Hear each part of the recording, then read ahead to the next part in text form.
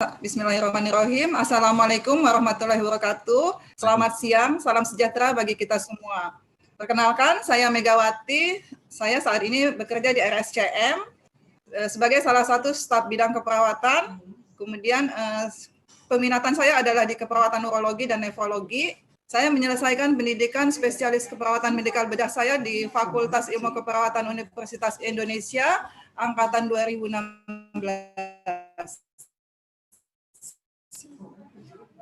Pada kesempatan ini, sebelum saya menyampaikan materi saya, izinkan saya untuk menyapa teman-teman dan rekan-rekan dari Sabang sampai Merauke, dan salam hormat buat Bapak dan Ibu semua yang telah bersedia untuk menyaksikan seminar dari yang sangat luar biasa dari PPNI pada hari ini.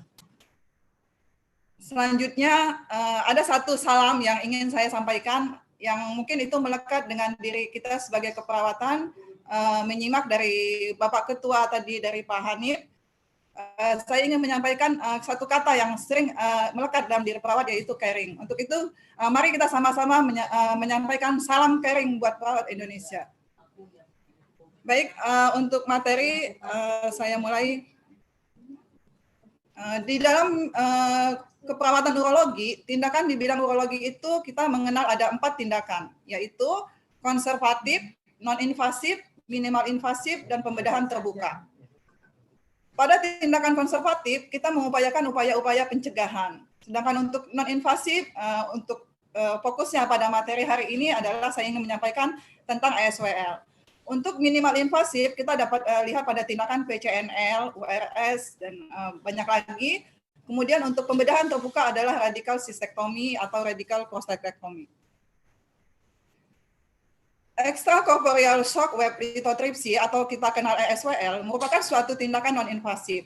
Dilakukan pada pasien urolithiasis dengan ukuran batu kurang dari 2 cm atau 20 mm, di mana letak batu bisa di ginjal, di ureter maupun kandung kemih. Tindakan ESWL sendiri dia bukan merupakan suatu tindakan non-invasif, tapi dia menggunakan suatu gelombang kejut yang diberikan secara eksternal.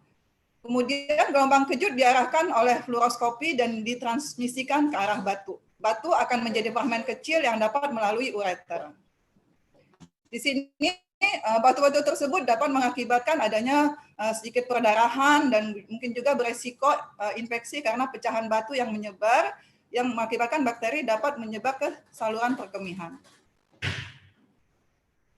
Nah, di sini karena tema kita adalah penerapan 3S, mungkin banyak yang sudah sebelum-belumnya sudah disampaikan apa itu 3S. 3S itu adalah SDKI, SLKI, dan SIKI.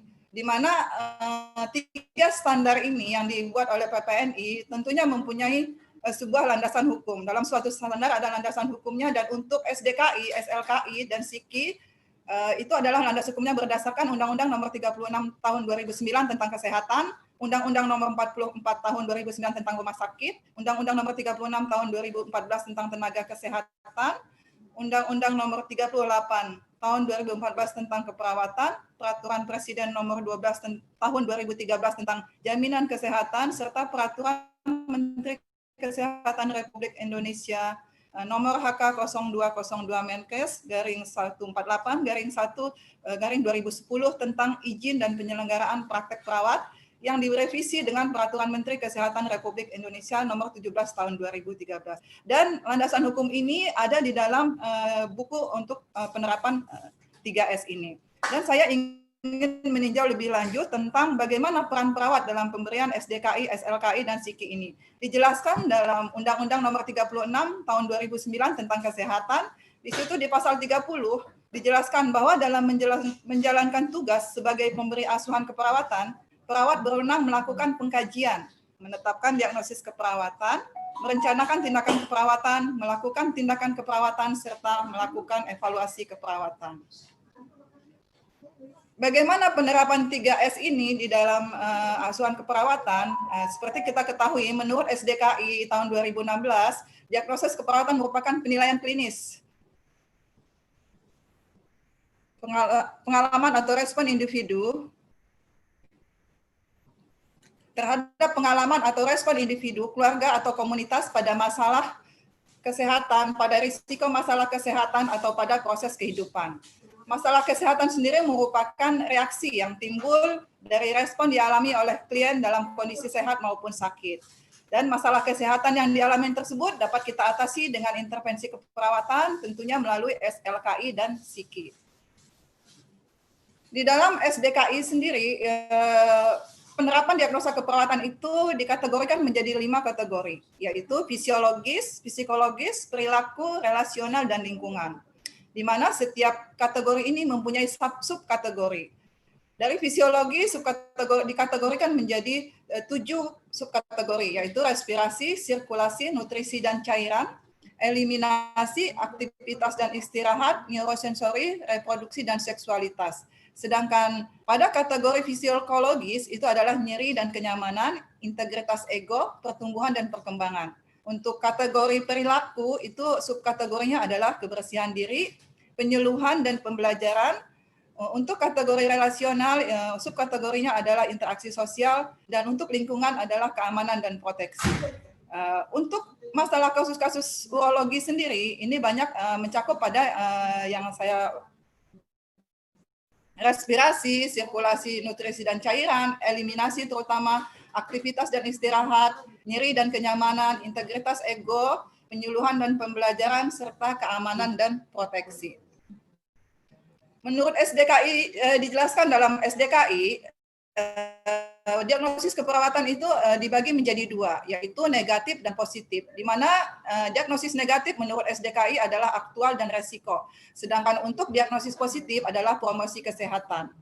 Diagnosis aktual sendiri merupakan gambaran respon klien terhadap kondisi kesehatan atau proses kehidupannya yang menyebabkan klien mengalami masalah kesehatan. Sedangkan untuk diagnosis risiko itu adalah gambaran respon klien terhadap kondisi kesehatan atau proses kehidupannya yang menyebabkan klien berisiko mengalami masalah kesehatan. Untuk diagnosis promosi kesehatan sendiri adalah merupakan adanya suatu keinginan dan motivasi klien untuk meningkatkan kesehatannya ke kondisi yang lebih baik dan optimal. Ini menurut SDKI 2016. Dalam SDKI juga dijelaskan ada komponen-komponen diagnosis keperawatan. Yang pertama adalah masalah atau label kesehatan, di mana dalam masalah ini terdapat deskriptor yang merupakan pernyataan yang menjelaskan bagaimana fokus diagnosis terjadi. Deskriptor di sini berdasarkan SDKI itu ada lebih, yang definisinya adalah berada di atas nilai normal atau yang dibutuhkan. Gangguan itu mengalami hambatan atau gangguan, defisit itu tidak cukup, tidak adekuat, efektif itu menimbulkan efek yang diinginkan, tidak efektif, tidak menimbulkan efek yang diinginkan, disfungsi, tidak berfungsi secara normal, rendah, berada di bawah nilai normal atau yang diperlukan, serta ada komponen diagnosis keperawatan ini kita terapkan pada klien dengan kasus SWL, baik pre, intra, maupun pasca. Di sini dapat kita lihat dari deskriptor adanya gangguan. Fokus diagnosis kita di sini adalah eliminasi urin dan rasa nyaman. Sedangkan untuk deskriptor lebih, adanya fokus diagnosisnya pada ansietas, diagnosisnya pada pengetahuan, sedangkan untuk deskriptif efektif adanya perdarahan, infeksi, kesiapan meningkatkan eliminasi urin, serta yang terakhir adalah deskriptornya tidak efektif, itu fokus diagnosisnya untuk pola nafas. Komponen diagnosis keperawatan kedua menurut SDKI adalah adanya indikator diagnostik. Indikator diagnostik ini dibagi lagi menjadi 3, yaitu penyebab, tanda dan gejala, dan faktor risiko. Di mana penyebab ini adalah faktor yang mempengaruhi perubahan terhadap status kesehatan. Dibagi menjadi 4, fisiologis, biologis, psikologis, efek terapi atau tindakan, situasional, lingkungan dan personal, serta maturasional. Sedangkan indikator yang kedua adalah tanda dan gejala, di mana tanda ini merupakan data objektif yang didapatkan dari hasil pemeriksaan fisik, laboratorium, dan prosedur diagnostik. Sedangkan untuk gejala sendiri itu didapatkan dari data subjektif, yaitu merupakan hasil anamnesis, di mana dari tanda dan gejala ini dibagi lagi, dikelompokkan menjadi tanda mayor dan tanda minor, di mana tanda mayor ini merupakan 80 sampai dengan 100%, merupakan hal yang aktual, serta tanda minor adalah merupakan data tambahan. Untuk faktor risiko adalah merupakan kondisi atau situasi yang mengakibatkan kerentanan klien mengalami masalah kesehatan. tidak ditemukan tanda mayor dan minor, namun klien beresiko mengalami masalah kesehatan. Sedangkan untuk diagnosis promosi kesehatan sendiri, adanya keinginan dan motivasi klien untuk meningkatkan kesehatannya ke kondisi yang lebih baik. Bagaimana indikator diagnostik ini kita terapkan pada klien dengan ESWL, baik pre, intra, dan pasca. Di sini kita lihat untuk penyebabnya. Kita lihat berdasarkan indikator adanya perubahan pada status fisiologis. Di sini kita lihat tanda dan gejalanya adalah untuk fisiologis adanya batu di saluran kemih, di mana tanda mayornya secara subjektif adanya desakan berkemih atau urgensi, klien merasa tidak nyaman. Objektif, distensi kandung kemih, berkemih tidak tuntas atau hesitansi, volume residu urin menurun, serta adanya tanda minor tidak ditemukan. Dan faktor di sini tidak ditemukan faktor risiko. Sedangkan penyebab yang kedua adalah fisiologis efek terapi ESWL. Di sini adalah adanya faktor risiko, adanya pecahan batu yang dihasilkan dari tindakan ESWL, klien akan berisiko perdarahan dan infeksi. Sedangkan penyebab yang kedua adalah psikologis, yaitu adanya krisis situasional, kekhawatiran mengalami kegagalan, serta terpapar bahaya lingkungan. Di mana pada saat ini di era pandemi COVID-19 menuju new normal, klien akan merasa khawatir dengan akibat dan kondisi yang dihadapi. Dan ini merupakan menjadi tanda dan gejala, tanda mayor. Kemudian dari tanda mayor tersebut ada klien tampak gelisah, tampak tegang, dan sulit tidur. Untuk tanda minornya, kita lihat pasien akan mengeluh pusing, palpitasi, peningkatan frekuensi napas dan nadi, serta peningkatan tekanan darah. Dan klien juga akan sering mengalami berkemih. Dia akan keluar masuk kamar mandi. Dan ini merupakan suatu tanda dan gejala ansietas pada pasien dengan pre, intra, dan pasca ESWL. Sedangkan penyebab yang ketiga adalah situasional, yaitu kurang terpapar informasi, di mana tanda dan gejalanya adalah tanda mayornya subjektif, klien akan menanyakan masalah yang dihadapi. Objektifnya menunjukkan perilaku tidak sesuai anjuran, menunjukkan persepsi yang keliru terhadap masalah. Sedangkan untuk tanda minor, hal ini tidak ditemukan.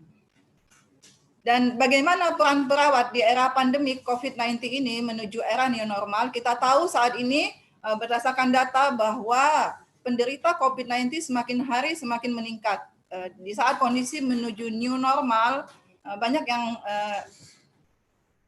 penderita COVID semakin meningkat, dan saya mengutip dari Prof. Nur Salam tahun 2020 yang menyatakan bagaimana peran perawat di era pandemik ini.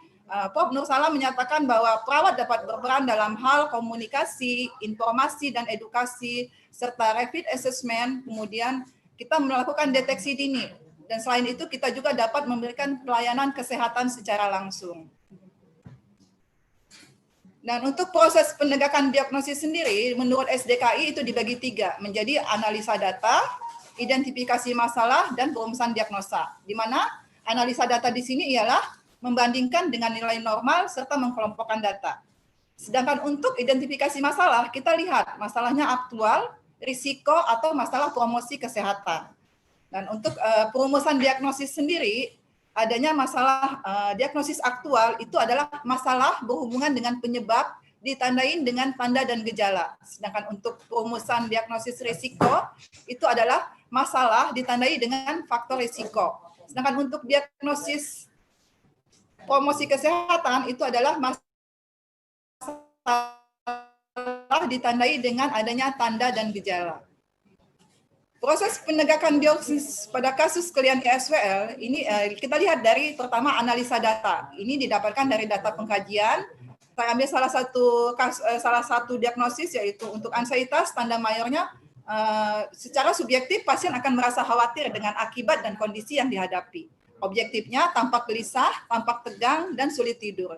Sedangkan untuk tanda minor secara subjektif klien akan mengeluh pusing, palpitasi, dan untuk objektifnya adalah frekuensi nafas dan nadi meningkat, tekanan darah meningkat, sering berkemih. Dan setelah kita lakukan identifikasi masalah, secara aktual, klien ini menunjukkan gejala ansietas. Hal ini disebabkan karena adanya krisis situasional, kekhawatiran mengalami kegagalan, terpapar bahaya lingkungan saat ini, terutama di era pandemi COVID-19 menuju era new normal.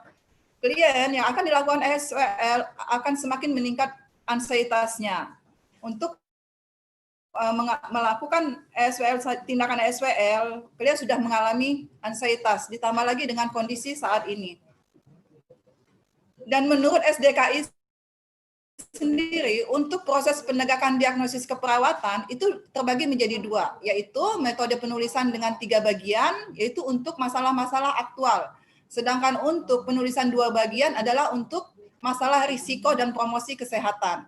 Dan pada kasus klien ESWL, kita lihat di sini saya sampaikan adanya masalah aktual, yaitu ansietas berhubungan dengan krisis situasional, kekhawatiran mengalami kegagalan, terpapar bahaya lingkungan, dikarenakan adanya peningkatan kasus-kasus dengan COVID-19, kemudian ditandai dengan adanya merasa khawatir dengan akibat dan kondisi yang dihadapi, tampak gelisah, tampak tegang, dan sulit tidur. Sedangkan untuk penulisan, metode penulisan diagnosis 2 bagian, risiko dan promosi kesehatan dapat kita lihat pada kasus klien ESWL itu adalah risiko perdarahan berhubungan dengan tindakan ESWL. Adanya kesiapan peningkatan eliminasi urin dibuktikan dengan pasien ingin meningkatkan eliminasi urin, jumlah dan karakteristik urin menjadi normal. Demikian untuk penerapan SDKI. Selanjutnya bagaimana untuk penerapan SLKI? SLKI ini adalah standar luaran keperawatan Indonesia. Di dalam SLKI dijelaskan bahwa luaran keperawatan Indonesia itu terdiri dari luaran positif dan luaran negatif, di mana luaran positif adalah menunjukkan kondisi, perilaku, dan persepsi yang sehat, sehingga mengarah intervensi keperawatan yang bertujuan meningkatkan atau memperbaiki. Sedangkan untuk luaran negatif itu menunjukkan kondisi, perilaku, dan persepsi yang tidak sehat, sehingga mengarahkan intervensi keperawatan yang bertujuan untuk menurunkan. Pada kasus klien ESWL, kita lihat di sini jenis luarannya positif, di mana klien akan meningkatkan, bagaimana dia meningkatkan eliminasi urinnya atau memperbaiki urinnya. Sedangkan untuk luaran negatif, klien akan adanya peningkatan tingkat ansietas, bagaimana kita melakukan luarannya untuk menurunkan, sehingga ini masuk ke dalam luaran negatif. Komponen penerapan SLKI sendiri itu terdiri atas label. Label ini merupakan kata kunci untuk mendapatkan luaran keperawatan, kondisi perilaku atau persepsi yang dapat diubah atau diatasi dengan intervensi keperawatan. Sedangkan yang kedua adalah komponennya ekspektasi, di mana penilaian terhadap hasil yang diharapkan dapat dicapai. Dan ekspektasi ini menurut SLKI ada 3, yaitu ada meningkat, ada menurun, dan ada membaik. Di mana meningkat ini merupakan luaran positif, menurun adalah luaran negatif, dan membaik adalah dia tidak meningkat ataupun menurun. Nah, untuk luaran positif itu bertambah dalam ukuran, jumlah, derajat, atau tingkatan. Sedangkan luaran negatif berkurang dalam ukuran jumlah, derajat, atau tingkatan. Untuk membaik, pasien ini tidak menimbulkan efek yang lebih baik, adekuat, atau efektif. Yang komponen yang ketiga adalah kriteria hasil, yaitu merupakan karakteristik pasien yang dapat diamati atau diukur oleh perawat dan dijadikan sebagai dasar untuk menilai pencapaian hasil intervensi keperawatan. Dan untuk pendokumentasiannya menurut SLKI dapat dilakukan secara manual dan sistem komputer. Untuk manual kita tulis dengan angka yang diharapkan, sedangkan dengan komputer kita memakai skor skala 1 sampai 5. Di sini kita lihat misalnya menurun 1, cukup menurun 2,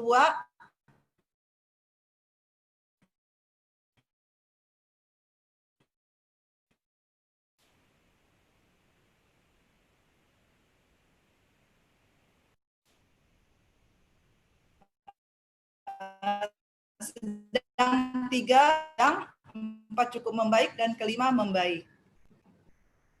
Dan bagaimana penerapan SLKI ini pada kasus klien ESWL? Secara metode dokumentasi manual atau tertulis, kita dapat tuliskan setelah dilakukan intervensi selama 3 jam, tingkat ansietas klien menurun. Dengan kriteria hasil, kita bisa lihat di SLKI, verbalisasi kebingungan menurun, verbalisasi khawatir akibat kondisi yang dihadapi menurun, perilaku gelisah menurun, perilaku tegang menurun. Sedangkan untuk konsentrasi, di sini kita harapkan pasien membaik, pola tidur membaik, pola berkemih membaik. Untuk frekuensi nadi, kita tentukan 80 sampai 90 kali per menit, frekuensi pernapasan 18 sampai 20 kali per menit, dan tekanan darah 120 per 80. Sedangkan untuk metode dokumentasi berbasis komputer, di sini kita lakukan dengan skor, di mana verbalisasi kebingungan, skor yang kita harapkan adalah 5. Demikian juga untuk verbalisasi khawatir akibat kondisi yang dihadapi, perilaku gelisah, perilaku tegang, konsentrasi, pola tidur membaik, pola berkemih, frekuensi nadi yang secara manual kita bisa tuliskan secara angka. Namun kalau kita memakai sistem komputer, dia dapat kita pakai skala 1 sampai 5. Dan bagaimana untuk selanjutnya, itu untuk penerapan SLKI. Untuk selanjutnya adalah bagaimana penerapan SIKI. SIKI ini adalah Standar Intervensi Keperawatan Indonesia, di mana di dalam treatment yang dikerjakan oleh perawat yang didasarkan pada pengetahuan dan penilaian klinis untuk mencapai luaran yang diharapkan.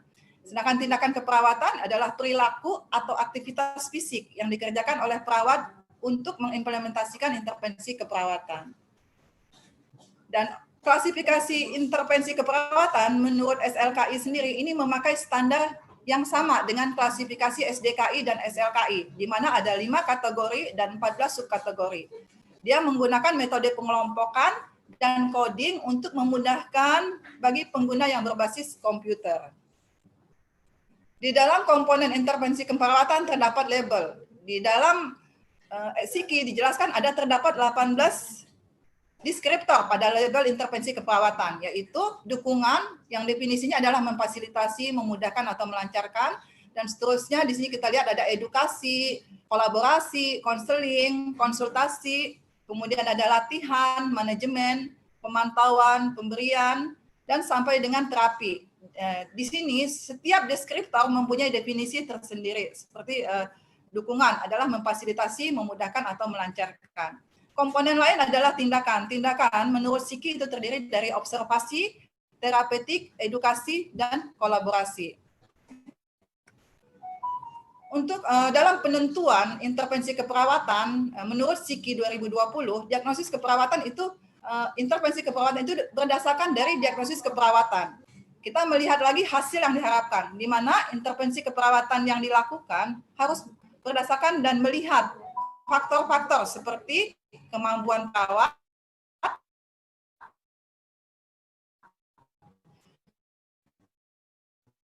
kemudian kemampuan laksanaan, melihat hasil-hasil penelitian atau IBN terbaru terkait intervensi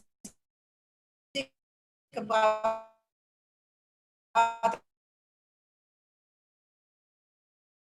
yang akan diberikan.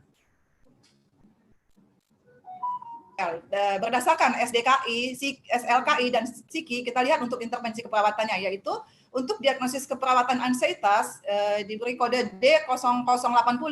Di situ kita bisa lihat ansietas berhubungan dengan krisis situasional, kekhawatiran mengalami kegagalan, terpapar bahaya lingkungan. Di saat ini dengan era pandemi COVID-19 menuju new normal, ditandai dengan adanya merasa khawatir dengan akibat dan kondisi yang dihadapi. Kalian tampak gelisah, tampak tegang, dan sulit tidur. Dan kita lihat untuk SLKI-nya, kita lihat di sini ada tingkat ansietas. Di tingkat ansietas tentunya dengan coding ya. Coding dia di SLKI dijelaskan tingkat ansietas itu dengan kode L09093. Setelah itu kita lanjutkan dengan kita lihat kriteria hasilnya. Kriteria hasilnya dapat dilihat dari tingkat ansietas tersebut. Verbalisasi kebingungan bisa menurun, verbalisasi khawatir akibat kondisi yang dihadapi menurun, perilaku gelisah menurun, perilaku tegang menurun, konsentrasi membaik, pola tidur membaik, pola berkemih membaik, frekuensi nadi 80 sampai 90 kali per menit, frekuensi pernapasan 18 sampai 20 kali per menit, serta tekanan darah 120 per 80 mm Hg. Dan untuk SIKI-nya adalah SIKI sendiri membagi ada dua, yaitu ada utama dan penunjang. Di mana utama di sini adalah reduksi ansietas dan terapi relaksasi. Sedangkan untuk intervensi penunjangnya, SIKI sendiri telah memberikan banyak pilihan untuk intervensi penunjang. Di sini untuk pasien ini kita menambahkan untuk teknik menenangkan dengan kode I08248. Kita lihat di sini untuk aktivitasnya. Untuk aktivitasnya pada reduksi ansietas, yaitu pada intervensi 0931, aktivitas tindakan observasi ialah kita mengidentifikasi saat tingkat ansietas berubah. Kemudian untuk terapeutiknya, kita ciptakan suasana terapeutik untuk menumbuhkan kepercayaan, temani pasien untuk mengurangi kecemasan jika memungkinkan, dan seterusnya. Kemudian edukasi, kita jelaskan prosedur termasuk sensasi yang mungkin dialami. Kemudian untuk kolaborasi, kita kolaborasi untuk pemberian obat ansietas jika diperlukan. Untuk terapi relaksasi sendiri, di sini dengan kode I09326, aktivitasnya adalah secara observasi, kita mengidentifikasi penurunan tingkat energi, ketidakmampuan konsentrasi atau gejala lain yang mengganggu kognitif, dan seterusnya bisa ada di sikap.